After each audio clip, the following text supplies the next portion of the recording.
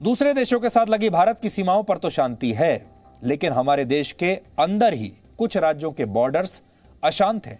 एक बॉर्डर हमने आपको दिखा दिया, असम और मिजोरम की तरह। अब दूसरा बॉर्डर देखिए, और यह बॉर्डर है दिल्ली का टिकरी बॉर्डर, जो वहां से भी हिंसा की खबरें आई हैं। इस बॉर्डर पर किसान पिछले 8 महीनों से धरने पर बैठे हैं, और किसानों ने यह हिंसा तब की है जब इसी धरने में शामिल एक किसान नेता ने खालिस्तान की आलोचना करने की हिम्मत दिखाई। यानी उसने जैसे ही खालिस्तान की आलोचना की, उसकी पिटाई हुई, उसके साथ हिंसा हुई।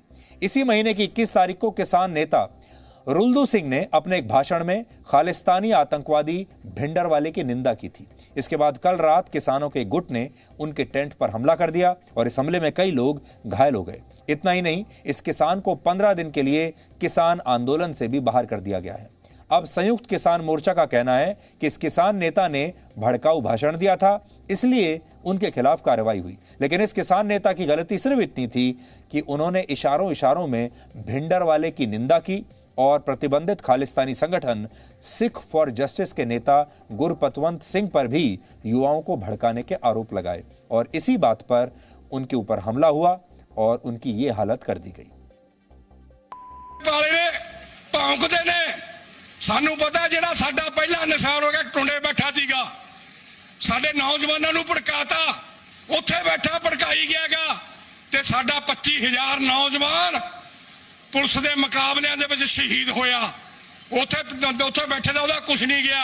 ਇੱਕੋ ਪੰਨੂ ਜਾਂ ਹੁਣ ਭੌਂਕਦਾਗਾ, ਆਹ ਕਰ ਦੋ, ਫਲਾਣਾ ਚੱਕ ਦੋ, ਤੇ ਇੱਕ ਹੋਰ ਭੌਂਕਦਾਗਾ, ਆਹ ਕਿਸਾਨ ਲੀਡਰਾਂ ਨੇ ਮਾੜਾ ਫੈਸਲਾ। ਉਹ ਪੰਨੂ ਦਾ ਬਿਆਨ ਆ, ਚੱਕ ਲੋ ਤਲਵਾਰਾਂ, ਚੱਕ ਲੋ ਗੰਡਾਸੇ, ਆਹ ਕਰ ਲੋ, ਫਲਾਣਾ ਕਰ ਲੋ।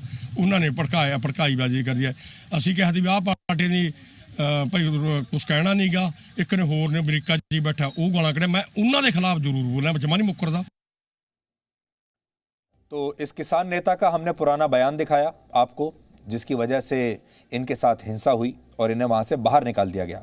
अब आप विडंबना देखिए, इसी किसान आंदोलन के मंच से देश के प्रधानमंत्री नरेंद्र मोदी के खिलाफ कितने अपशब्द कहे जाते थे, कितनी नारेबाजी होती थी, यहां तक कि उन्हें जान से मारने की धमकी भी दी जाती थी। आपको याद होगा, एक बार तो यह कह दिया गया था कि जो हाल इंदिरा गांधी का किया था वही हाल नरेंद्र मोदी का भी करेंगे, और इसी मंच से खालिस्तान जिंदाबाद के नारे भी लगते हैं।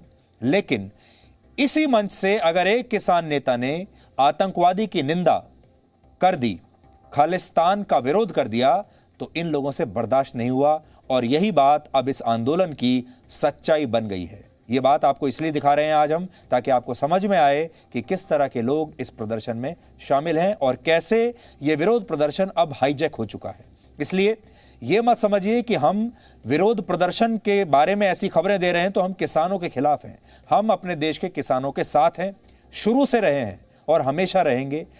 किसानों को लेकर सबसे ज्यादा रिपोर्टिंग और सबसे ज्यादा खबरें हम ही ने इस देश को दिखाई हैं। किसानों का हमेशा साथ दिया है, लेकिन जिस तरह के लोगों ने इस प्रदर्शन को हाईजैक कर लिया है, अब उससे यह साबित होता है कि ये जो विरोध प्रदर्शन है अब ये किसानों के हाथों से निकल चुका है और अब ये दूसरी शक्तियों के हाथ में चला गया है। किसानों के इस धरने की वजह से देश की सुरक्षा ही नहीं बल्कि हमारे देश की अर्थव्यवस्था को भी अब खतरा पैदा हो गया है। जहां जहां ये धरना चल रहा है उसके आसपास के इलाके और शहरों की अर्थव्यवस्था को इससे बहुत नुकसान हुआ है। इसलिए अब हम इस आंदोलन की वजह से हरियाणा को हुए 20,000 करोड़ रुपए के नुकसान का विश्लेषण करेंगे। हम बॉर्डर की जो बात कर रहे थे, आपको बॉर्डर पहले तो हमने आपको 2 राज्यों का मिजोरम और असम का बॉर्डर दिखाया, और अब हम आपको दिखा रहे हैं दिल्ली और हरियाणा का बॉर्डर। और इस बॉर्डर पर भी हम किसी शत्रु का नुकसान नहीं कर रहे, अपने ही लोगों का और अपने ही देश का नुकसान कर रहे हैं। टिकरी बॉर्डर से सिर्फ 3.5 किलोमीटर दूर हरियाणा का एक शहर है जिसका नाम है बहादुरगढ़। जो उत्तर भारत में लोग रहते हैं उन्होंने इस शहर के बारे में जरूर सुना होगा, और आप में से ज्यादातर लोगों को शायद यह बात नहीं पता होगी कि भारत में हर साल जितने भी नॉन लेदर शूज यानी बिना चमड़े वाले जूते बनते हैं उनमें से 60% जूतों का उत्पादन इसी जगह यानी बहादुरगढ़ से होता है। लेकिन किसान आंदोलन की वजह से इनका उत्पादन घटकर अब सिर्फ 10% रह गया है, और उस उद्योग को अब तक 20,000 करोड़ रुपए से ज्यादा का नुकसान हो चुका है। अब इस उद्योग से अपनी रोजी रोटी चलाने वाले लोगों को यह आशंका है कि अगर किसान टिकरी बॉर्डर से हटे नहीं तो इस पूरी इंडस्ट्री पर चीन की कंपनियों का कब्जा हो जाएगा। Confederation of Indian footwear industries के मुताबिक बहादुरगढ़ में वर्ष 2006 में फुटवेयर इंडस्ट्री की बड़े पैमाने पर शुरुआत हुई थी। इससे पहले भारत में 80% नॉन लेदर शूज चीन से बनकर आते थे, लेकिन वर्ष 2020 तक इसमें चीन की हिस्सेदारी घटकर सिर्फ 2% रह गई। यानी ये मेड इन चाइना पर मेक इन इंडिया की एक बहुत बड़ी जीत थी। लेकिन अब किसानों के धरने की वजह से स्थितियां एक बार फिर से चीन के पक्ष में जा रही हैं। बहादुरगढ़ में इस समय जूतों का निर्माण करने वाली फैक्ट्रियों की संख्या 12,000 से ज्यादा है, जिनसे करीब 7.5 लाख लोगों को रोजगार मिलता है। इस आंदोलन से पहले बहादुरगढ़ की इन फैक्ट्रियों में हर रोज 16 लाख जूते बनते थे, लेकिन हर साल यहाँ की फैक्ट्रियों में 60 करोड़ जूतों का निर्माण होता था। लेकिन अब यह उत्पादन या तो पूरी तरह बंद हो चुका है या बुरी तरह प्रभावित हुआ है। इसका कारण यह है कि टिकरी बॉर्डर पर किसानों के धरने की वजह से अब इन फैक्ट्रियों से जूतों को दिल्ली तक पहुंचाने में 9 से 10 घंटे का समय लगता है, जबकि पहले इसमें सिर्फ 1 से 2 घंटे लगते थे।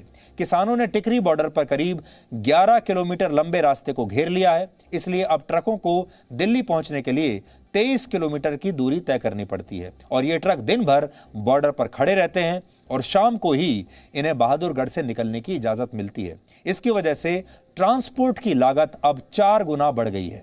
इतना ही नहीं, हिंसा के डर की वजह से इन फैक्ट्रियों में काम करने वाले मजदूर भी अब यहां आने से बचने लगे हैं, या तो वो पहुंच ही नहीं पाते और अगर पहुंचते भी हैं तो बहुत देर से और बहुत परेशानियों से। इससे परेशान होकर Bahadurgarh chamber of commerce and industries ने देश के प्रधानमंत्री नरेंद्र मोदी को एक चिट्ठी लिखी है और टिकरी बॉर्डर को खुलवाने की अपील की है। लेकिन किसानों की जिद देखकर लगता है कि 7.5 लाख लोगों की रोजी रोटी पर आया ये संकट उन्हें परेशान नहीं कर रहा। मशहूर अमेरिकी लेखक मार्क ट्वेन ने कहा था, सच जब तक अपने जूते के फीते बांधता है तब तक झूठ आधी दुनिया का चक्कर लगा चुका होता है। और ठीक इसी तरह नए कृषि कानूनों के नाम पर फैलाया गया झूठ पिछले 8 महीनों में दुनिया के कई चक्कर लगा चुका है, जबकि सच जूते के फीते बांधना तो दूर, जूतों की फैक्ट्री से भी अभी तक बाहर नहीं निकल पाया है। लेकिन आज हमने इसी सच को आप तक पहुंचाने के लिए बहादुरगढ़ के इस जूता उद्योग पर एक ग्राउंड रिपोर्ट तैयार की है। आप ये रिपोर्ट देखिए और सोचिए कि जब किसी देश में आंदोलन का आधार झूठ बन जाता है तो कैसे दुश्मन देश इसका फायदा उठाते हैं।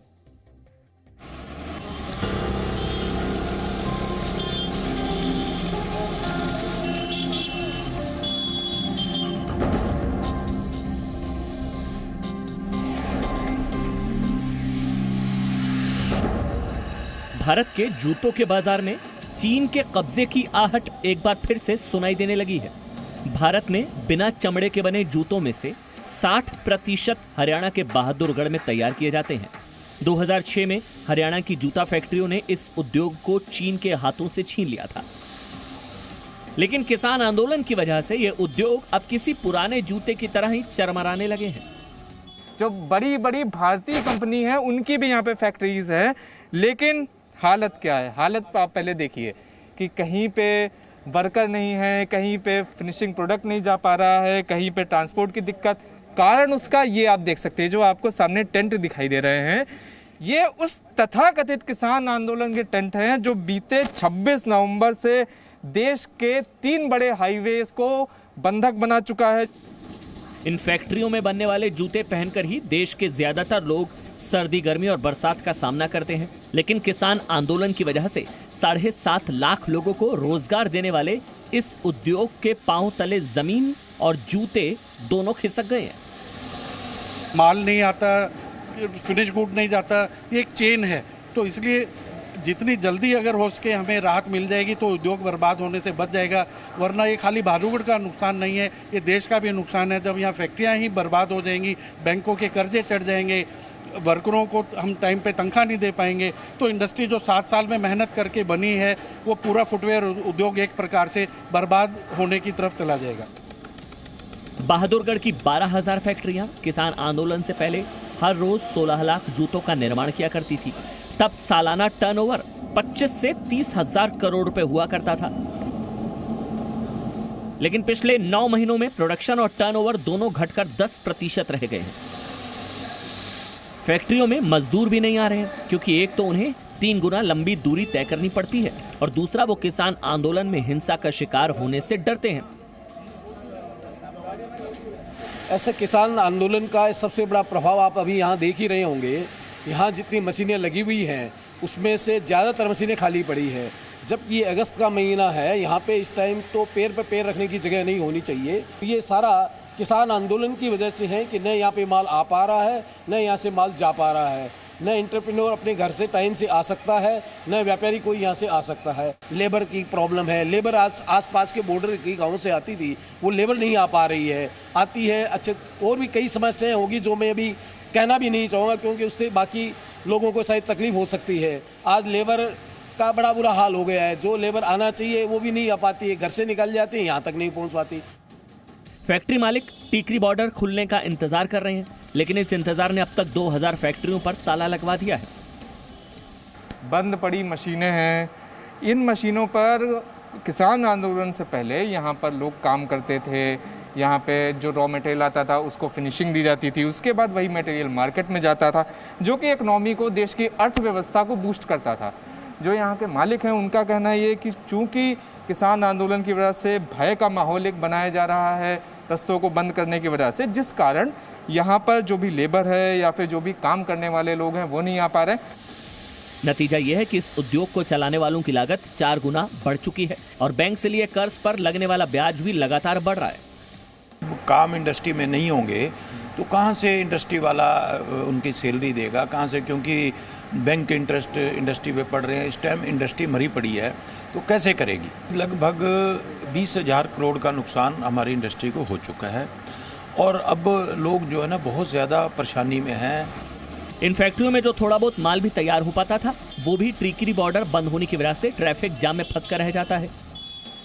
जो दिल्ली इन ट्रक चालकों के लिए कभी 1 घंटा दूर हुआ करती थी अब 8 से 10 घंटा दूर हो गई है। 3 घंटे में पहुँचे तो वहाँ 7-8 घंटे लगते हैं, इतना जाम ही हो जाता है। अच्छा, टिकरी बॉर्डर से निकलते हुए कितना समय लग जाता है? टिकरी बॉर्डर से दिल्ली पहुँचने में अड्डे पहुँचने 7-8 घंटे लग जाते हैं। अच्छा, आज 2 घंटे का रास्ता नहीं है। जो कि सर अभी तो फंसा हूँ, कम से कम 9 बज जाएगा निकलते निकलते मुझे यहाँ से। आप भी ट्रक ही चलाते हैं? रोज वो ट्रक सामने खड़ा मेरा है। अब जो कितने करने के लिए कब ये खुले बॉर्डर कब ना खुले, अब सारे दिक्कत हो रही है, सबको दिक्कत हो रही है। माल बन के जा नहीं पा रहे क्यों ट्रांसपोर्टर लेने के लिए तैयार नहीं है और ट्रांसपोर्ट की कीमत 3-3, 4-4 गुना हो गई है, जो किसान आंदोलन की वजह से है। आंदोलन करना मौलिक अधिकार है, उनका संवैधानिक अधिकार है, आंदोलन करना चाहिए, परंतु हमारा गवर्नमेंट को टारगेट कर रहे हैं, हमारी इंडस्ट्री को टारगेट कर रहे हैं। अब डर इस बात का है कि कहीं जूतों के उद्योग पर फिर से चीन की कंपनियों का कब्जा ना हो जाए, और अगर ऐसा हो गया तो मेड इन इंडिया एक बार फिर मेड इन चाइना से हार जाएगा। इसलिए अपने हक के लिए लड़ रहे किसानों को एक बार इस उद्योग से जुड़े लोगों के जूतों में अपने पैर डालकर इनका दर्द महसूस करना चाहिए। शिवांक मिश्रा, बहादुरगढ़, जी मीडिया। कहते हैं कि बहुत बार बड़ी बड़ी समस्याएं इसलिए दूर हो जाती हैं, उनका हल निकल आता है अगर आप झुककर सामने वाले को समझाने की कोशिश करें तो। Presenting B News app available on Google Play and App Store. Download it now.